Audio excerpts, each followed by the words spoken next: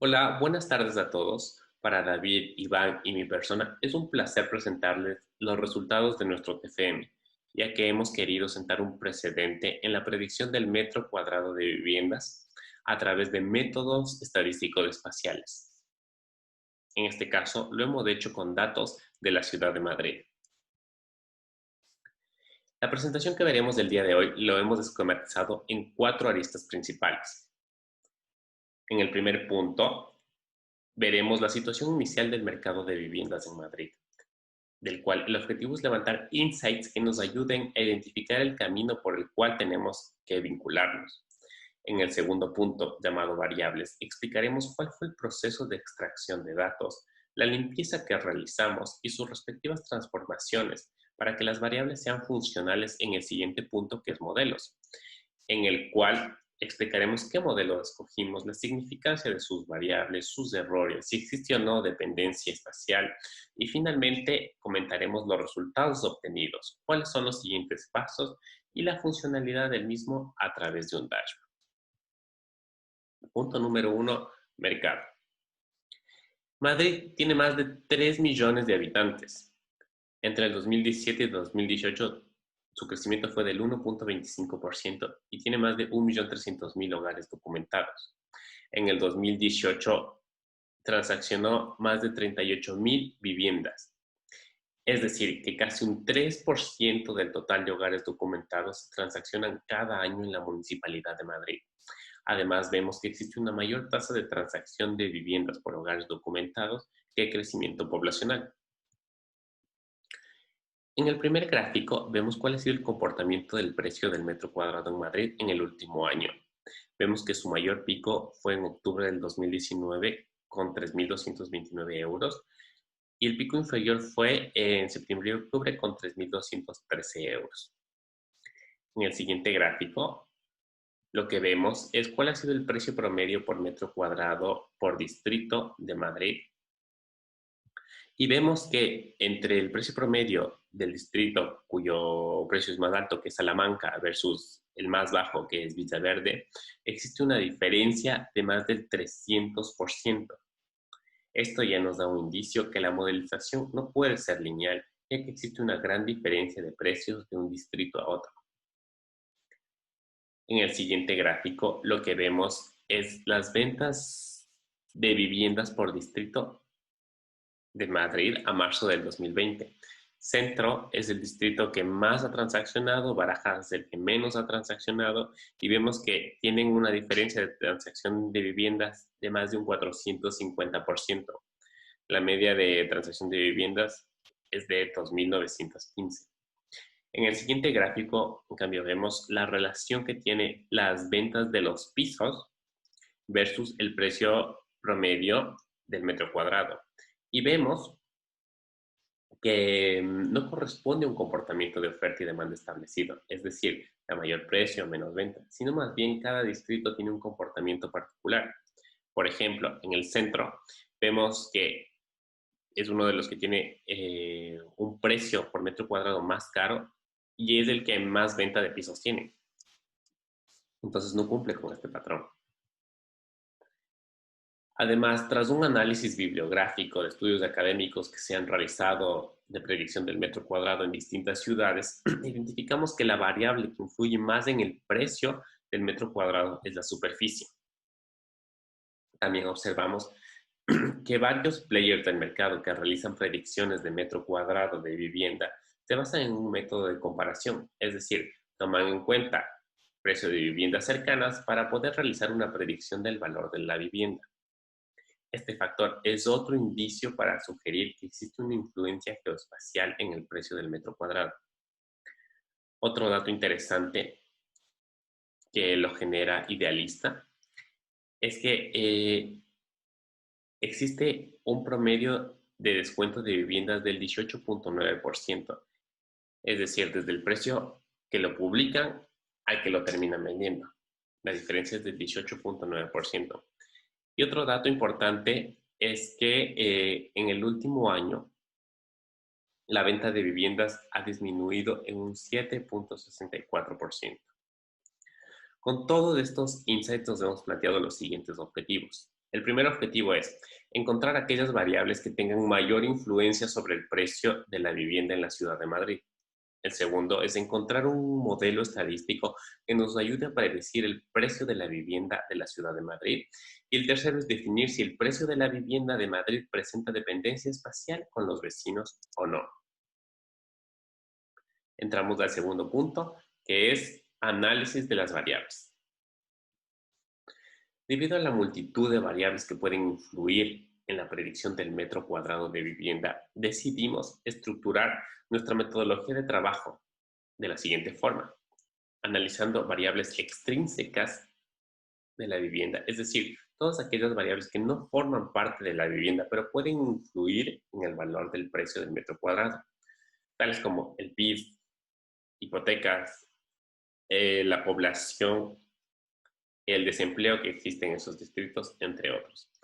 El segundo es variables intrínsecas, es decir, todas aquellas variables que forman parte de la vivienda, tales como su superficie, número de habitaciones, número de baños, si tiene o no ascensor, etc. Y finalmente quisimos analizar aquellas variables geoespaciales que puedan influir o no en el precio del metro cuadrado, tales como las paradas de metro o el hecho de tener un hospital cerca o una escuela cerca, o si se encuentra al norte o al sur de la ciudad. Dentro del análisis de variables extrínsecas, evaluamos 9 diferentes variables y su correlación con el precio. Los datos los extraímos del INE y del Ayuntamiento de Madrid. Encontramos 46 outliers y los limpiamos. Y finalmente descubrimos que existe un grupo de variables que tienen una correlación directa con el precio y otros que tienen una correlación inversamente proporcional hacia el precio. Y que sobre todo entre ellas existe una correlación, razón por la cual es un indicio que tenemos que solo escoger algunas variables, ya que si vamos con todas puede generar mucho ruido al momento de correr los modelos. Pero eso lo determinaremos en los siguientes pasos. Buenas tardes. Nada, comentar que antes de decantarnos por la utilización del API, probamos otros métodos de ingesta, varios métodos de ingesta. Por una parte, intentamos hacer web scraping, resultados buenos. El web scraping es una técnica prohibida según los términos y condiciones de Idealista, entonces intentan impedirlo. Para saltarnos estas protecciones, digamos, habría que utilizar algún tipo de lista VPN o user agent, cambios de user agent, para tratar de que este acceso sea ilimitado. Comentar que en el web scraping las variables son diferentes. La edad del edificio, por ejemplo, no aparece, sí aparece en el web scraping y no aparecería en el API, o la precisión de la ubicación, que es bastante peor en la web que en el API.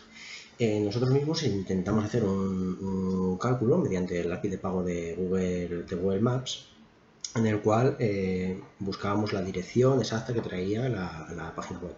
No obstante, muchas veces no aparece el número o no aparece incluso el nombre de la calle. Entonces era demasiado impreciso y desistimos de utilizar esta metodología. También buscamos la forma de scrapear los emails que llegan mediante suscripción de Idealista. En este caso el email ya sería parte de nuestra base de datos, así que no existe una limitación en sí de accesos que se puedan hacer, pero en su estrategia para tratar de evitar lecturas automáticas, muchas veces cambian nodos HTML del email o la estructura en sí para que la gente no pueda hacer todo esto. Comentar que utilizamos Python para estos scrapping, la librería Request y Beautiful Soup para scrapping y Maplib para lo que es el acceso al email. En un momento dado tuvimos que llevar a cabo el desarrollo en Java de estos scripts, porque a la hora de tratar de implementarlo en Google Cloud no fuimos capaces de hacerlo con Python, porque la librería requiere autorizar mediante navegador, autenticar desde el navegador. Entonces, para desplegar ese navegador en cloud, en esa puesta en producción, necesitaríamos una máquina virtual en Windows, que es de pago. Entonces, lo que hicimos para seguir en la versión gratuita de Google Cloud con Linux fue implementarlo en Java. También con la librería javax.mail y bueno, el SQL mediante Java SQL. Entonces, Hemos visto eso, varios métodos, varias arquitecturas. No debemos olvidar que bueno, se trata únicamente de Madrid, son muy pocos datos los que tenemos que ingestar y lo podemos hacer on-premise, lo podemos hacer de una manera más doméstica, local. Entonces, finalmente, dado que ese dataset no era demasiado grande, decidimos hacerlo mediante la utilización de API. Idealista en origen guarda sus datos en MongoDB, así que era de esperar que el API lo devolviese mediante JSON y va a comentar el compañero David esta ingesta. Como bien comentó mi compañero, hemos determinado que la mejor manera de conseguir los datos de las propiedades, datos relevantes y relativamente limpios, es a través de la API de Idealista, aunque tenga sus limitaciones. Solo nos admite 100 solicitudes al mes, dándonos 50 registros por cada solicitud. La autentificación se hizo a través de OAuth 2.0 y finalmente la revisión y limpieza de los datos tuvimos que asegurarnos de que los formatos estén aptos y deshacernos de varios duplicados que hemos obtenido. Después de lanzar la API unas 2 veces cada día por los últimos 4 meses, hemos podido coleccionar más de 6.000 registros únicos de propiedades con sus relevantes variables y características. Y como en muchos análisis, hemos empezado con ilustrar la distribución del precio de los datos que hemos coleccionado y a la primera vista se puede observar una simetría positiva de ese.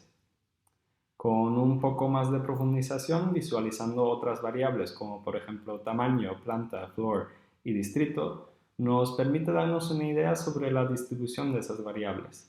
Además, hemos consolidado mejor algunas variables para el uso de los modelos, como por ejemplo la variable planta, que agrupamos en 4 categorías más generales, ya que antes contábamos con 13. Por otro lado, como puede ver en la gráfica de la derecha, las propiedades con estatus 1, good, parecen dominar en nuestro registro. Además, pueden ver que hemos realizado un análisis geoespacial empezando con el OpenStreetMaps para obtener los centroides de diferentes sitios que podrían ser relevantes para el precio de la propiedad y además calculando las distancias entre esos puntos y las propiedades. Las variables con componentes especiales que hemos obtenido son las siguientes: distancia kilómetro-metro entre la entrada al metro y la propiedad, distancia kilómetro-hospital, distance del centro de Madrid hasta la propiedad, ventas, población extranjeros y desempleo mujeres. Para mejor entender las variables, hemos realizado también un análisis de correlación y nos hemos quedado con este conjunto de datos que guardan una mayor influencia en el precio. Y con el análisis BIRD hemos podido determinar que existe una multicolinealidad en las variables desempleo hombres y desempleo mujeres hacia el precio. Luego en los modelos esas dos variables, como influyeron de forma positiva, nos hemos quedado con ellas. Y por último, la distribución del tamaño y el precio, tomando en cuenta el floor de la propiedad, no es lineal, por lo que igual existe una heterosidasticidad y la idea fue corregir esa en los modelos luego. Y como bien va a ilustrar mi compañero ahora. En cuanto a los modelos, llevamos a cabo pruebas con algoritmos de regresión lineal múltiple, random forest, gradient boosting y SVM. Tras estos primeros intentos, que no eran demasiado precisos, nos decantamos por un modelo lineal generalizado, GLM. Lo hacemos porque será fácil de explicar y aunque se trate de un modelo lineal, le tratamos de dar adaptabilidad, ciertos puntos de inflexión, elevando al cuadrado y al cubo la variable size como máxima predictora, digamos, permitiendo así splines. Estos modelos buscan la máxima verosimilitud como manera de estimar. Entonces, en un primer punto, en el GLM número 1, utilizamos únicamente variables no espaciales, sin componente espacial. Todas ellas resultan ser significativas, como podemos ver, menos status, que no lo sería. Y vemos que la variable altura de la vivienda tampoco es significativa, salvo altura otros, la que está categorizada como altura otros, así que utilizamos solo esta. Y normalizamos todas las variables salvo el precio, salvo la variable de salida precio. Porque tras varias pruebas nos daban muchísimos mejores resultados. El error de este modelo es del orden de un 27% y vemos que existe una gran dependencia espacial. Vemos también una adyacencia junto a la avenida Castilla que motiva que hagamos estas variables que ha explicado David, de distancia a la avenida Castilla y de norte-sur, que también vemos que está diferenciado. Y observamos en el test Kulldorff sobre los residuos la existencia de un clúster enorme, lógico porque no estamos teniendo en cuenta variables espaciales, y esto supondría que estamos infraestimando el precio de la vivienda. Y Moran también es significativo y bastante alto, así que existe una dependencia espacial.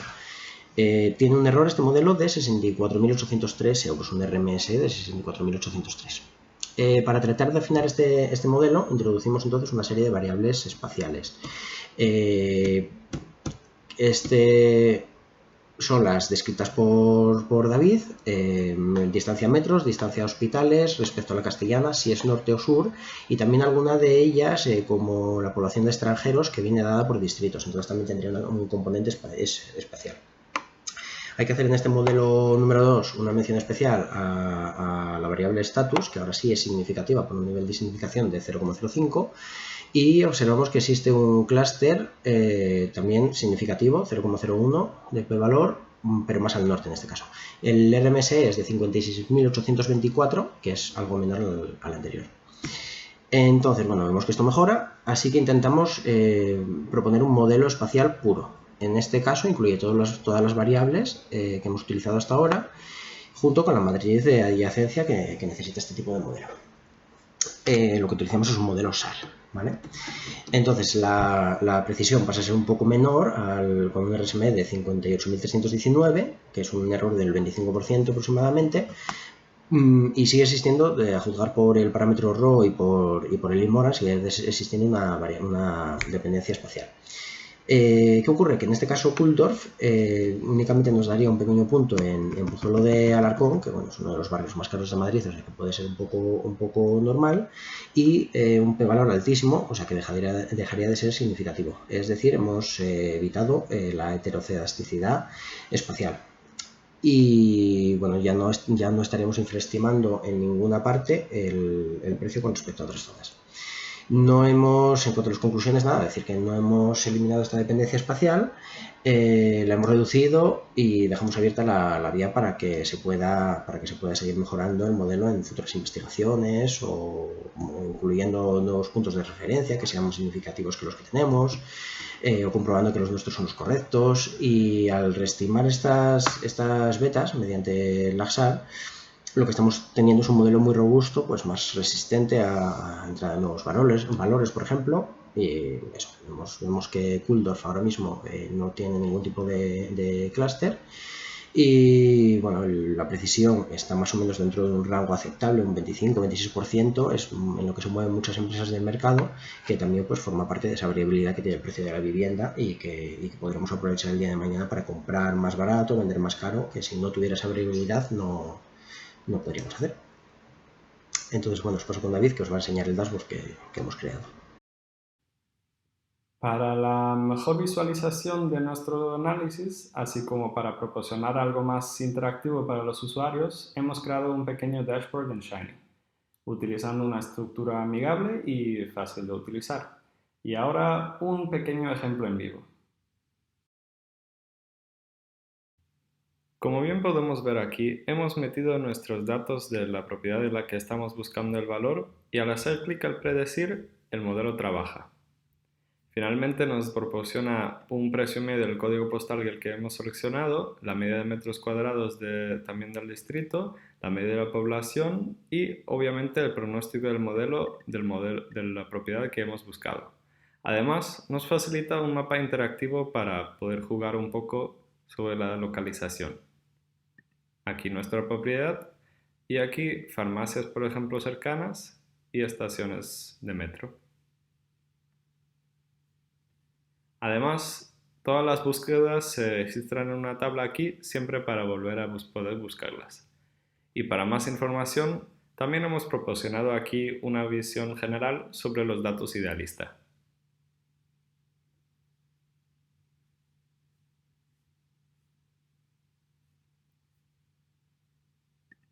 Un análisis de correlación.